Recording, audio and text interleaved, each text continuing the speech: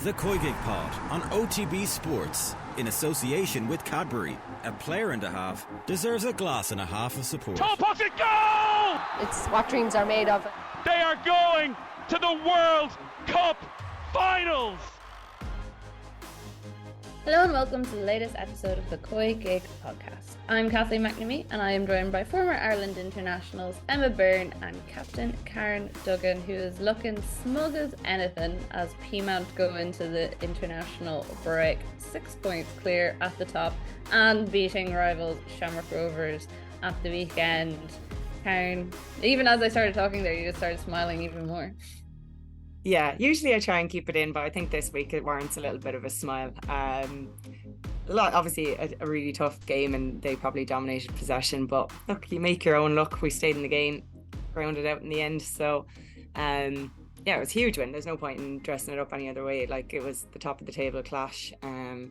13 games in now, so when we come back there's still 7 games to go, but it puts us in a healthy position. I think we played Galway, Shells, Athlone and Rovers in the last 4 weeks, and I don't know if anyone thought we'd get maximum points out of that, but for us to do that is huge, because like they're really, really tough games. So obviously delighted to get one over on our close neighbours and close friends in Rovers. Were they absolutely good, Karen? Was it getting a bit heated? No, I didn't really get heated. Like, I don't know. I think after the game, I think we reacted in a way we haven't after any of our other wins. I think there was a massive relief, definitely for me anyway, after not converting the penalty the last time. So, yeah, felt like a bit of a sigh of relief, and just kind of justified our position at the top of the league. Like, they were unbeaten, so it's nice to not have to see that tweet anymore as we continue our unbeaten run. So that was the most satisfying thing out of it.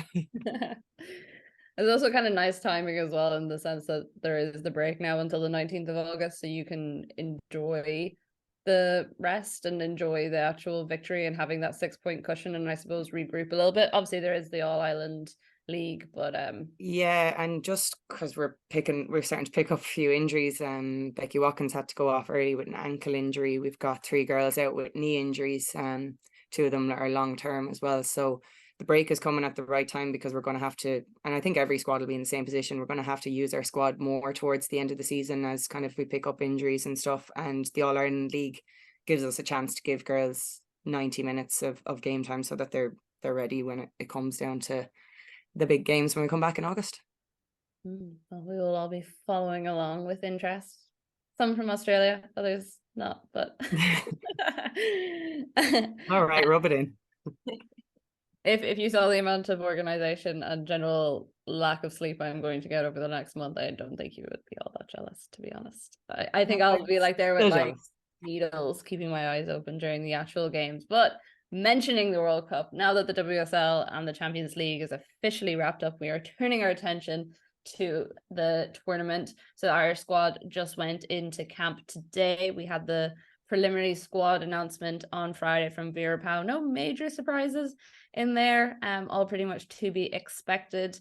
One of the main concerns for the squad at the moment is obviously the fact that Aoife Mannion's injury is still to be properly assessed. She was supposed to go for a scan today on that, so hopefully we find out one way or the other how she is doing. Almost got the impression from Vera Pauw that she'd be on the plane even if she didn't make that first game, or if there was a potential for her making one of the other games. That is to be decided. So in today's episode, we're going to look at Ireland's group opponents, Australia, Canada and Nigeria. Each of us has been tasked with a team, so we'll be becoming experts in these teams over the next couple of weeks. Of course, they're all very worthy foes. We have Australia, who are hosting the tournament and feature stars such as Sam Kerr and Caitlin Fjord. Then Canada are Olympic champions, even though they have been through some of their own difficulties in the last couple of months. And Nigeria, of course, are one of the most dominant African countries in recent memory. So it's going to be no small task for Vera Pauw's side, but we are going to assess the teams with our green glasses on and look at maybe some of the areas that we can attack, some of the areas that we need to be focused on, And yeah, basically just make sure that everyone who is listening to the podcast knows exactly what we're going up against, and there's no false hope before the tournament starts. The COYGIG Pod and OTB is in association with Cadbury, official snack partners of the Republic of Ireland women's national team. So I thought the best way to go about doing this would be to do it in order of when the fixtures are actually taking place. So obviously we play Australia first in the opening game, but one of the opening games of the World Cup, because obviously New Zealand are hosting as well, on the 20th of July. And Emma Byrne, I do believe you were taking over the Aussies. Yeah, my job to tackle the Aussies.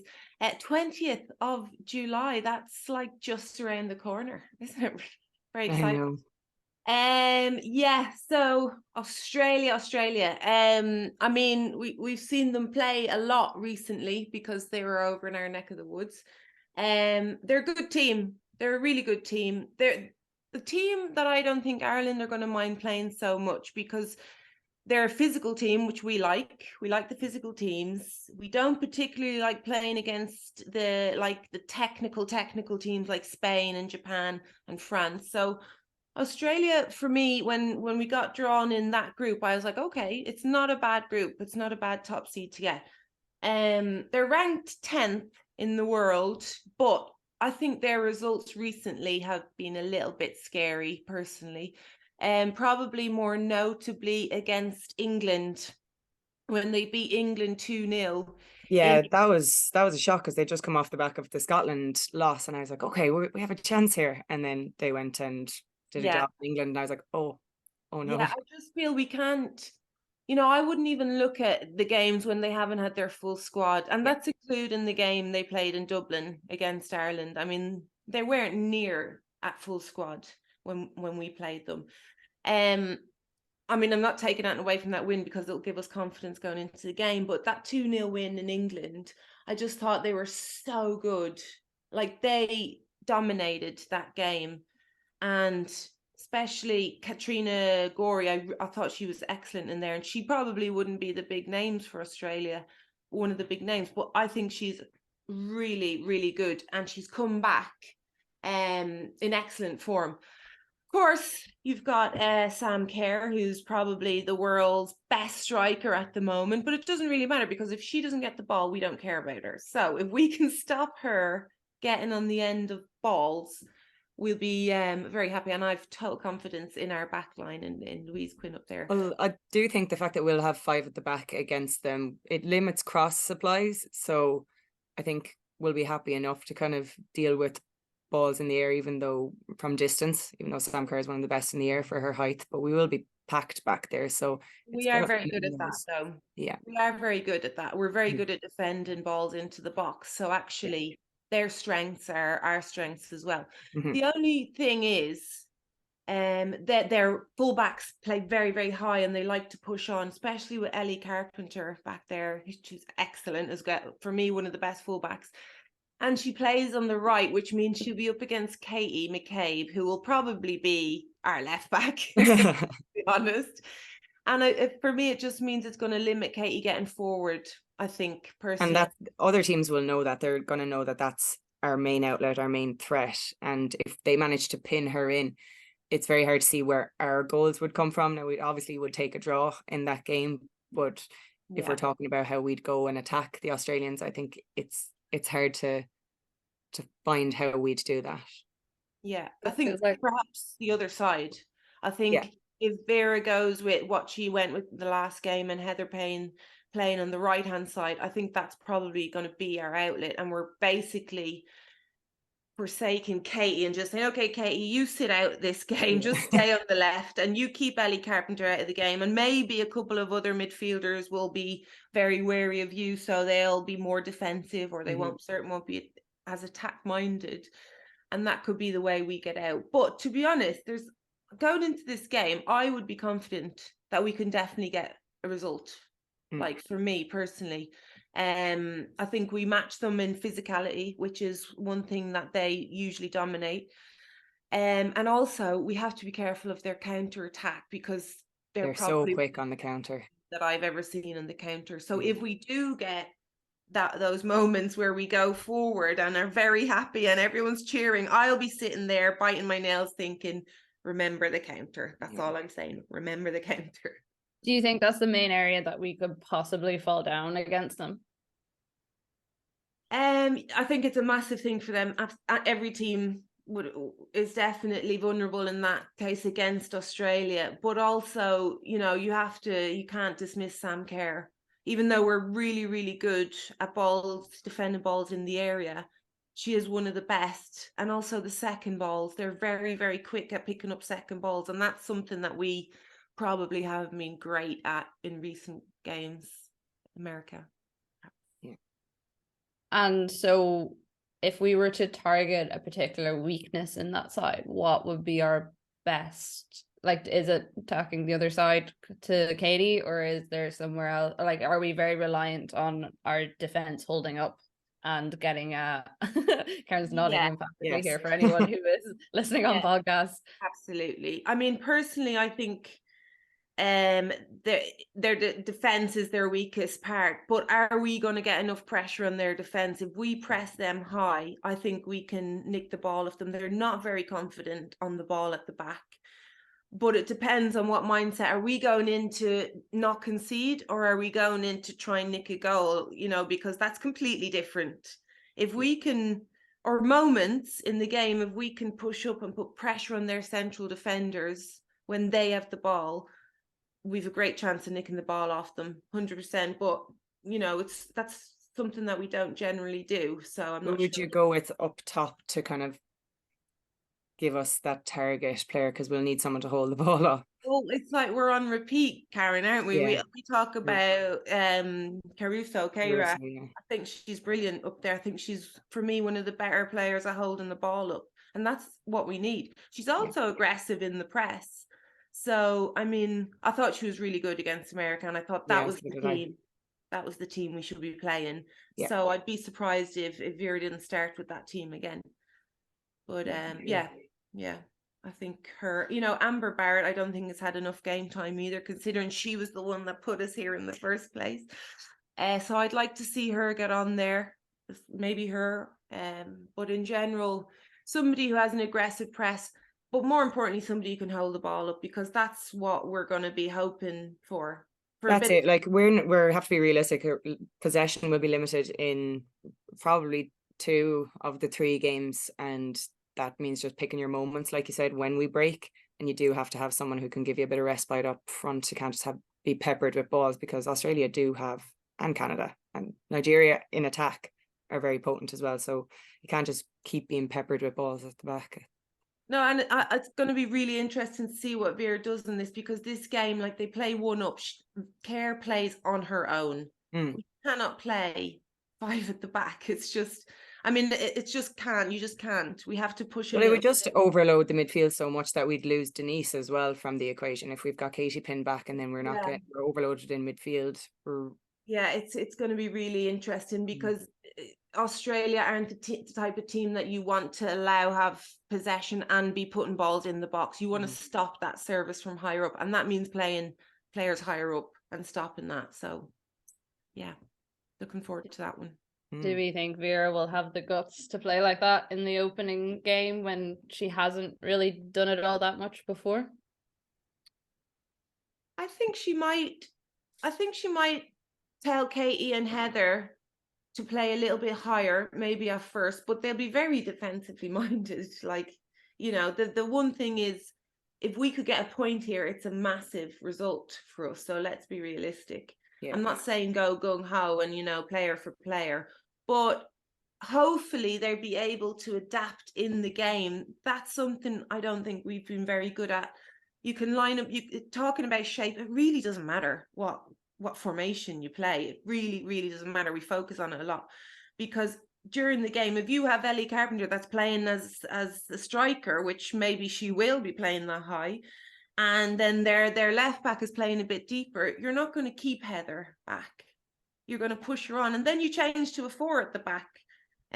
So if we can adapt during the game, I think that's a key thing as well. Yeah, definitely. And I think with Australia as well, there's a couple of their players that haven't been getting a whole host of game time, kind of similar to us. So if we can like attack that side of things with them as well. Yeah, well, like centre back wise, Alana Kennedy hasn't played. She's played very, very few games this year because of injury. She is one of their starting players. We spoke about Mary Fowler as well, even though she's still quality. She's not getting much game time. She's still quality, but she's a striker. But yeah, in general, for me, the defensive unit is their weakest, especially when they push their fullbacks up so high.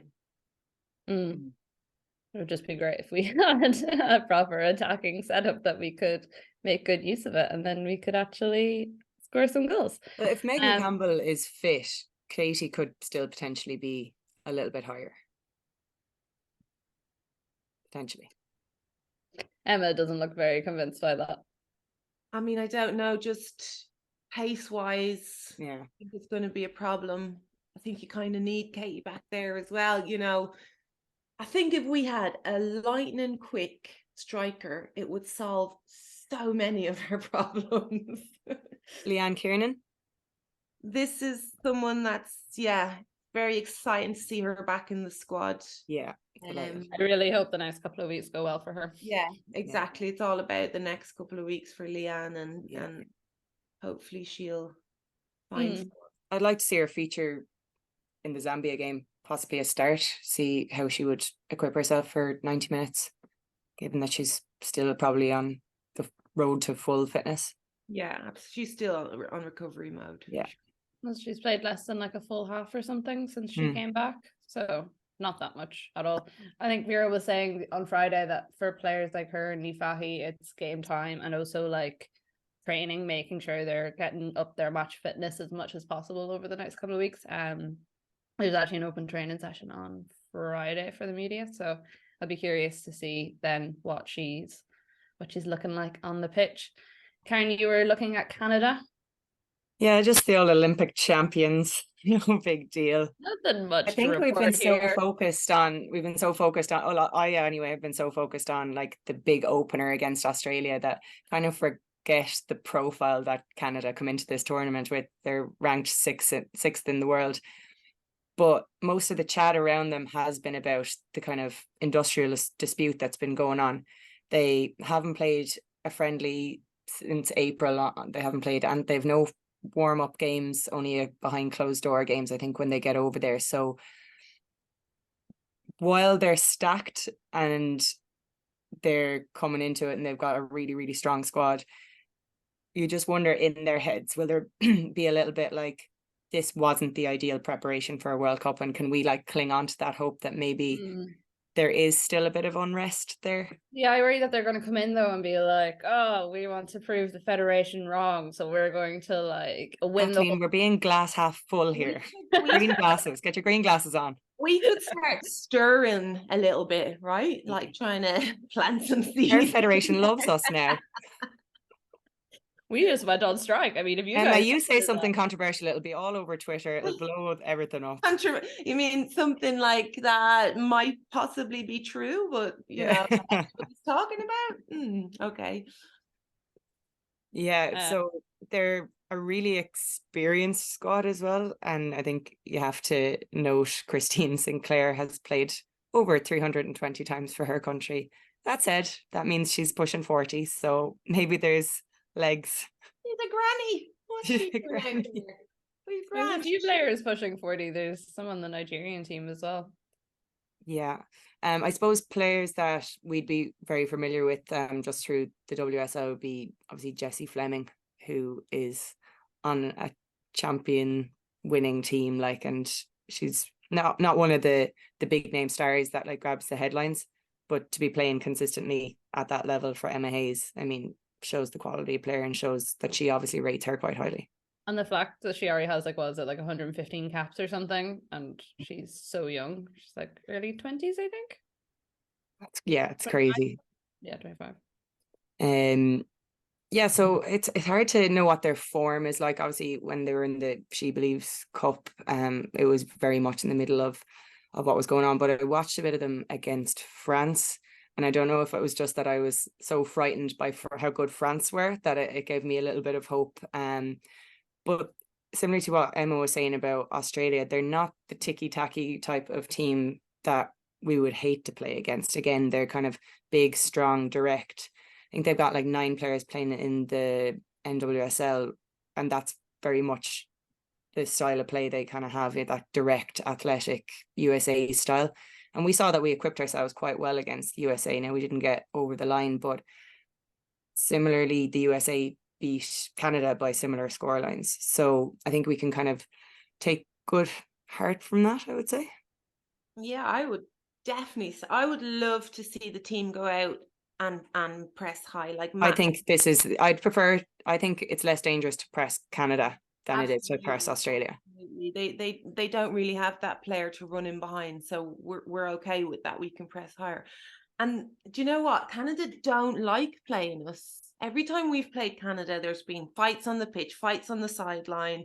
You know, because we hold them. You know, it was the last time we played them. Remember, Karen? It was 0-0 right until like the last 5 minutes, and they were getting really angry. I mean, there were some serious name calling. But I think Ireland have a great chance against Canada, and I'd love to see them going into that game confident and thinking they can beat them, because I actually do think they can. If you look at the players they have, for me, like, they have the players what they consider their important players. Giulia Grosso plays for Juventus. Yeah, she's not a physical player. I think our players would like to play against her. I think she'll be quiet in the first couple of minutes. If you just go in hard on her in the first one. Christine Sinclair, I'm not taking anything away from her. She was a brilliant player, great goal scorer. She still is a great goal scorer, but she just doesn't move as she used to. Those clever runs, those, you know, quick turns, just not there anymore. So, you know, and yes, they do have some other good players, but not top players. So they're solid. They're like very, very solid team. Very similar to Australia. Like, for me, Australia are better than Canada, I think, even though the rankings does not show that. But I think Australia are better than Canada. Yeah. I think the thing with a lot of the Australian players as well is possibly that they haven't reached the potential, or sorry, the Canadian players, is that they haven't reached the potential that a lot of people have put on them. You look at, say, Jordan Hutima, who was at like PSG, then went over to OL Reign, and she was kind of tipped to be one of the great young stars, and has, I don't know, she's talked about it a bit and said that she kind of felt the pressure of that on her shoulders, and she's been tipped to be, like, say, the new Christine Sinclair since she was like 14 or 15, which is, you know, no pressure on anyone. Why do we do that? Like, that would be like the worst thing you could do. Yeah. But especially in France, like, she just really struggled to get like her form in front of goal in the way that she had at a younger level. So I think, and even like Jessie Fleming is obviously playing at that high level at Chelsea. I don't know how she fully broken through in the way that they expected her to in the WSL. She was so dominant when she was playing over in the States, and I think it's definitely done her well in terms of her skill level and what she's developed since being there. But again, one of the players that haven't hit the same heights. Grosso. No, I mean, we talk about physicality for Canada, but they actually don't like it when teams are physical against them. And those players that you just mentioned, those are the players to get in on in the first couple of minutes. Maybe physicality is the wrong word. Like, they have brilliant athleticism, but like you say, maybe they don't want the fight. They're direct. They're exactly what you'd expect them to be like, you know, that kind of directness. The only thing, as I say, is they have a lot of tournament experience. Like, they've been in the World Cup apart from the first year ever, and obviously coming off the back of a successful Olympic shows that they could potentially be a tournament team. We don't know what we're like in a tournament yet. Maybe we're a tournament team, but we know that Canada are.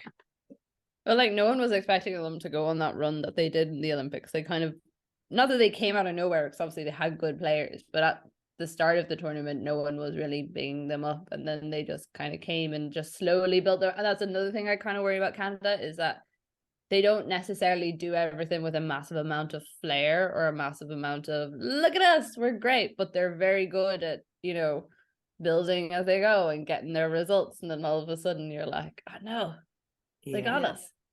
Yeah, the only thing that's works in our favor is that I believe one of their main players was Janine Becky. Becky, So they don't have that flair kind of player, or that player that breaks through the lines. So obviously we don't want anyone to get injured, but that is a big player for them. That's a that big, wants to be. yeah. So it's a game I think I'd be more looking forward to than possibly the Australia game. I think the Australia game is just such a huge occasion, and like you say, when their full squad is together, they can beat England, so they can beat anyone.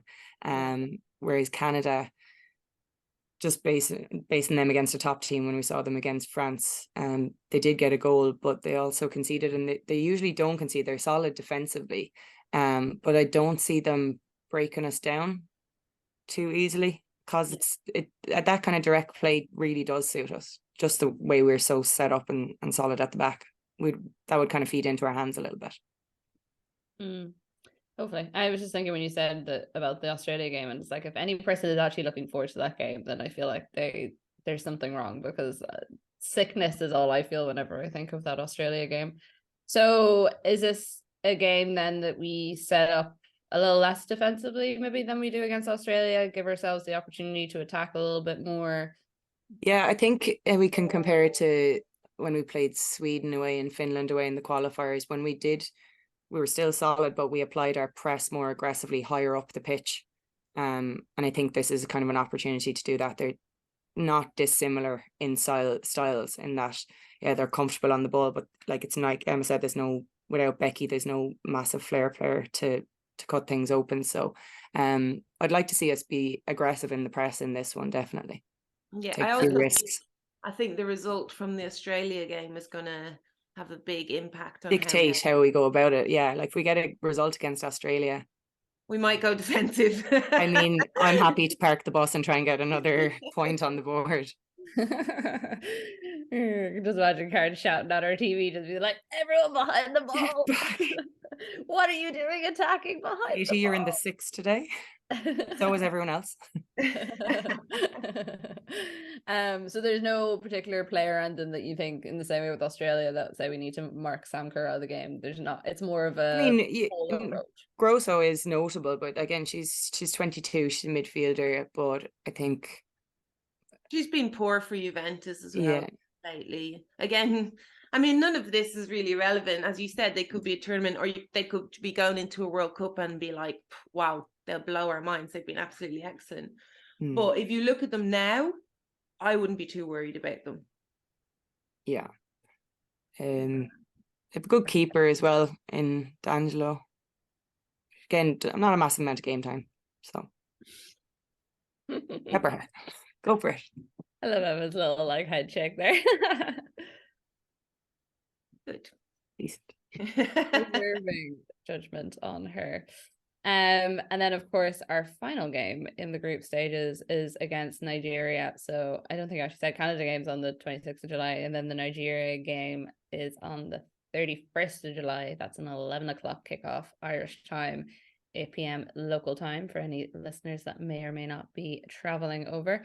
I mean, Nigeria have had like a couple of games in recent months, which does give us like a decent idea of where they're at. They played teams like New Zealand, they played the US, they played Haiti. I thought the US game, well, that was later last year. I thought that game was particularly interesting just because we've played the US quite recently. They lost 4-0 against them. And I thought it was surprising how, watching it, how uncomfortable they were on the ball around the US. They, like, so many of the goals came from just like bad first touches, bad passes, thinking there was someone in a space that there wasn't, and the US just pouncing on it. And it did give me a little bit of hope. Now, obviously, very different opponents whenever they played Haiti and New Zealand, which actually they struggled a little bit in those games. They're still very vulnerable at the back against New Zealand. Like I say, they're not comfortable on the ball at the back. Their main thing is their pace on the counter. Like they're frightening pace on the counter, but they can get dragged out of position quite easily. So easily. They don't have the discipline you would expect from a top team. I mean, how would you even coach? I was watching that game and I feel like they're not coached. I feel like it's I'm gonna pretend I'm their coach. Tactics, just like, I was like, I didn't even know where to start with it. Yeah, well, that's kind of the thing with them. Center mid, I was like, where are you going? But that's the thing with them as well, because they don't. in a very different, like Canada situation is a bit of a mess at the moment because of the war they have with their federation. But like this team just don't meet up all that often. Like they don't have because so many of the players are so far flung. Like there's ones in the US, there's ones in China, there's ones in Spain, there's ones in Italy. Like they very rarely actually meet up as a squad to play together and like develop a tactics and develop a system. Even I was looking at their tactical setup for the last World Cup, which actually they got out of the group stage that time for the first time since 1999, and it changed game to game, and it wasn't even like, reading all the commentary from Nigeria about it, it wasn't even necessarily different tactics for different teams. It was just like, you go there and we think this is what they're doing. It doesn't really look all that planned, but we're going to go with it. So yeah, I feel like they're the sort of side that if we can put enough pressure on them and if we can be confident in that while also maintaining our own defensive shape, because obviously we don't want to get caught by their pace, we can do something. And I've been slightly surprised at how definite every single prediction for this game is that Nigeria are going to beat us by a couple of goals, because of all, I don't know, I just feel like we can actually get a result in this game considering how unfortunate a lot of the goals they have given away before are, and like all their defensive frailties. I don't know if that's naive. No, we can absolutely get a game or get a win here. We can win this game. I said it before, we could win it 4-0. We can also lose it 6-0. It's just going to be one of those games. You can't prepare for it because, as you said, they're so unpredictable. Yeah. They have individual players. That's it. So it depends on if you can match players, like player for player. And if you play better than their player, we're going to win the game, basically, because that's what it is. And they're so quick. They're so powerful. They've no tactical awareness at all. Can we get enough pressure on them to nick the ball? Can we nick the ball off them? And then can we exploit those spaces? It's up to us. We can win the game if we play well. Absolutely. 100%. That's the thing. I think out of all the games, this is the one that's probably most in our control if we turn up. For sure. But, you know, can we match them physically? That's a big thing. The Americans can match them physically. The Americans put pressure on them. If you can do that, you're going to win easily. But they have some really, really good players. Like you can't, like, for example, the centre forward for Atletico Madrid, Abijade, I think. Ajibade, she's 9 goals. She's in top form. In La Liga this season. And she's probably one of the best players in La Liga at the moment.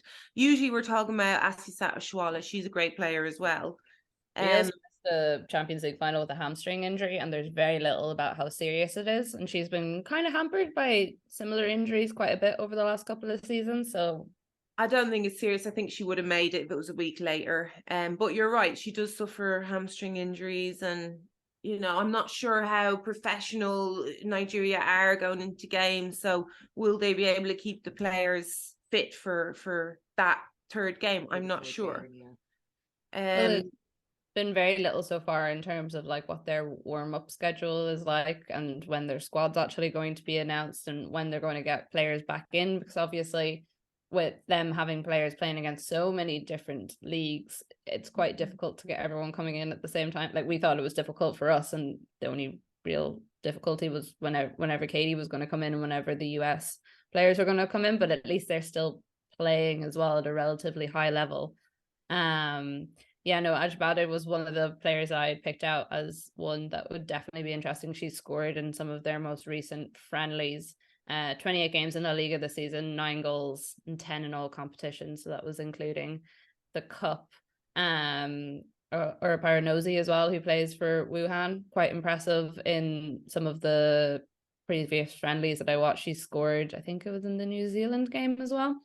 And then you have like the ones that are kind of like the older veterans, you know, Onomi Abi, who's been there for absolute years, is touching, I think she is actually 40 now, going into her final World Cup, but still one of those stalwart players that is a tower of strength when you need it, but it probably doesn't have the same level of skill and pace that she would have had before. And quite a few of their players as well are playing over in the US now. So it'll be interesting to see how that's influenced their style of play. I mean, if we don't move the ball quick enough, we're in trouble. It's all about us and possession and moving the ball quickly. Have to move the ball quickly against them. And that's the one thing that, I think Vera will be telling them. But there's no doubt that Nigeria has improved. But they're just so erratic. They're just so inconsistent. It's really difficult. It's all about us for that game, to be quite honest. You can't prepare for Nigeria. Well, it's hard when a team isn't given any opportunity to actually build up any consistency, and it's something that like Paranozi and Ashwala and Ajibade has talked about quite a lot in terms of they get like literally close to no money from their federation in terms of actually setting up camps and preparing themselves. And even when it comes to coaches, they kind of took things seriously before the last World Cup. I don't actually know that much about the current coach, Randy Waldrum, apart from the fact he also coaches over in the States at the moment at a university collegiate level. I think it'll be interesting seeing how Vera sets the team up against Zambia next week. So obviously they've played against each other in AFCON, and Zambia beat them last year. One of only 3 AFCON finals that Nigeria haven't won. So I think it'd be interesting. Obviously, she's going to play a slightly different team, I would assume, to give people game time and kind of see where players are at. But I think it could give us a good indication as to what we might approach this game as. I'd like to see the top 3 be given freedom to interchange a bit, just because I do think that the Nigerian defence are a bit headless when it comes to how they defend. Like, they'll get sucked out of position. So if we have a good bit of interchange with the top 3 players, I think we could cause serious damage. And then getting Heather and Katie on, I think we'll stick with the 3 at the back and just have maybe Megan Connolly sitting in front. But you'd like to see our full backs bombing and getting a bit more involved in the play than what we'll see in the first 2 games, I'd say.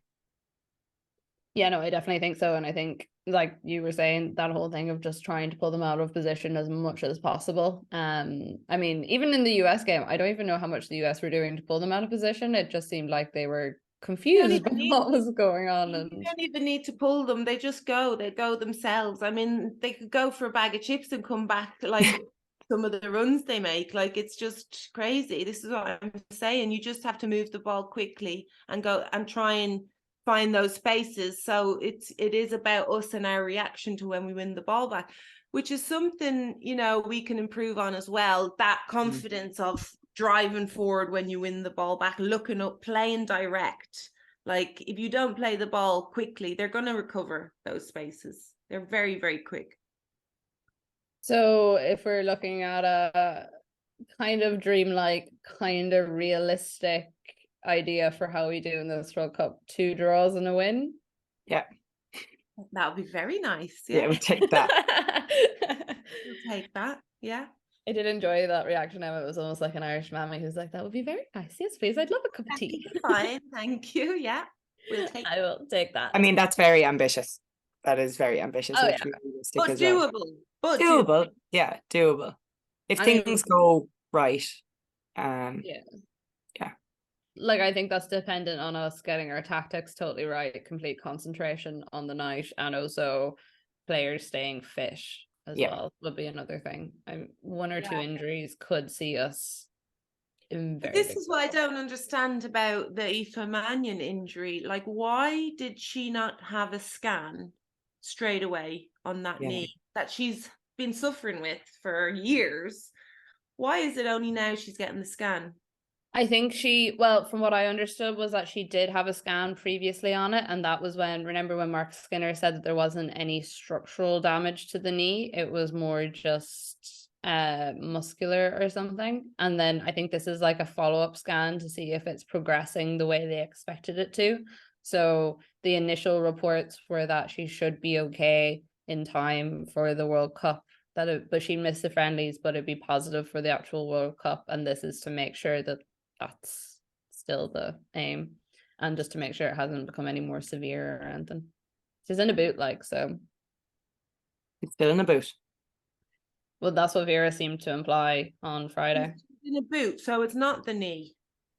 It's they said that's what she said now. So I don't know. It said initially it was the knee. And I don't know if the boot was just there as a general support rather than being on crutches. It's all a little bit secretive for me. Yeah. Say what the problem is. I mean, we're big girls. We can take it. Can we? We can. Yeah. And just to kind of wrap up our World Cup news, obviously we had the provisional Spanish squad came out today, and we've talked to quite a few. I was looking forward to this one, to be fair. Current and former players, and it was interesting. So of the players that have been included, Alexia Putellas is in there. Obviously she never really said one way or the other what she was doing. Balmate Bagier, who we had on the podcast a couple of weeks ago, you can get that wherever you're listening to this now if you haven't already, and Mariona Caldente are all included. There's no Sandra Panos, who had reportedly made herself available, so that seems to be a footballing choice. Mappy Leon, Pachi Guijarro and Claudia Pina are all not involved. They had all said that Guijarro and Mappy Leon had definitely said they didn't want to be involved. I'm not entirely sure about Claudia Pina. And then in terms of the sort of players that we would talk about week in, week out, Uabi, Alexandri and Lucia Garcia are just not involved in the squad for footballing reasons. I think they were not picked. So thoughts, queries, comments, women? Mappy Leon is the standout, really, isn't it? That you'd be like, I think it's a sad day in Spain, to be honest, and in Catalonia more so, because you had 15 players, including Alexia, who said that we cannot play. We're in this is the problem. Why? Give the reason. Like, it's black and white. Why you don't want to play? Anyway, that's another show. So these players together, sticking together because they wanted to change something for the next generations. And then they realized they weren't winning that battle. And it was just such a poor run, whatever it was they were doing. I still don't know. The fact they had to send an email to say, please let me back in there. And then it's so much worse that they've had to do go back in there after doing that. And then you've got the girls that some of them stood strong and no, I'm sticking by what I thought at the beginning. And then some of them didn't get chosen, which for me it's heartbreaking. They sent the email and they still didn't, like Panos, for example. I'm sorry. FIFA goalkeeper of the year contender, Champions League winner. The girl that sits on the bench for her is going. Like, what is that all about? And that, for me, as a player, if my goalkeeper was suffering like that, I'd be like, no, I'm sorry, I can't do this. This is not good. It's a mess. And it's a pity because they're one of the teams that usually I would love to watch and would love to see do well. And now I'm not sure how I feel about them. I just think, I don't know what's going on in there. I don't know how they're all thinking.